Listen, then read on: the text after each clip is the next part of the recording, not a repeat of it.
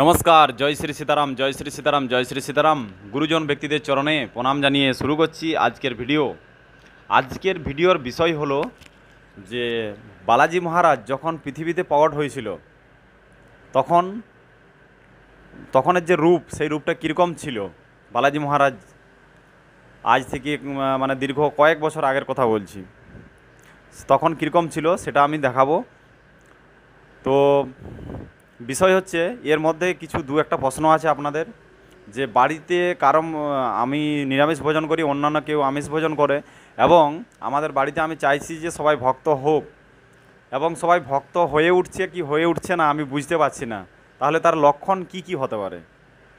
সর্বপ্রথম কথা হচ্ছে, বাড়িতে কে কী করছে ওটা দেখার বিষয় নয়। প্রথম কথা, আপনি যদি বালাজির সঙ্গে জুড়তে চান, তাহলে আপনি মন দিয়ে জুড়তে পারেন, মন করম বচন থেকে জুড়তে পারেন। এবং জুড়ার পরে আপনি চেষ্টা করবেন আপনাদের বাড়িতে, আপনার যে বাড়ি আছে, বাড়িতে সমস্ত সদস্যরা আছে, তাদের সঙ্গে কিছু সরল প্রকৃতির কথাবার্তা এবং তাদের সঙ্গে সৎসঙ্গের ব্যাপারে কিছু কথাবার্তা বলবেন। ওনাদের মধ্যে পরিবর্তন দেখতে পাবেন, এবং বাগেশ্বর ধামে ওনাদেরকে নিয়ে যাওয়ার চেষ্টা করবেন। অনেক সময় দেখা গেছে বাগেশ্বর ধাম থেকে আসার পরে মাছ মাংস পেঁয়াজ রসুন অটোমেটিক মন থেকেই ছেড়ে দিয়েছে। এটা অনেক পরিবারের মধ্যে হয়ে আছে, অনেক ভক্তদের মধ্যে এরকম হয়ে থাকে। তো এটা হতে পারে।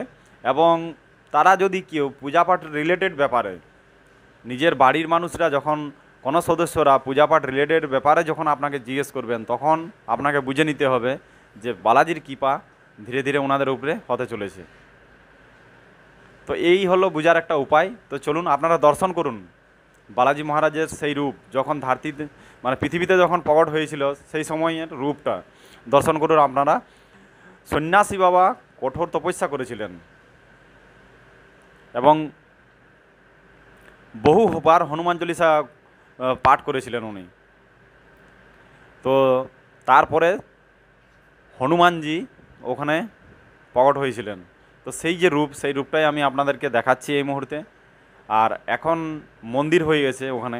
মন্দির হওয়ার পরে, আগে তো খুব ছোট মন্দির ছিল, আপনারা যেটা দেখছেন ভিডিওর মাধ্যমে, আগে ছোট মন্দির ছিল, খুবই ছোট একদম। তো মন্দির যে এখন যে মন্দির হয়েছে, মন্দির হওয়ার পরে খুব পোশাক আশাক খুবভাবে পরে দিয়েছে বালাজি মহারাজকে, সেই জন্য আরও খুব দেখতে ভালো লাগছে।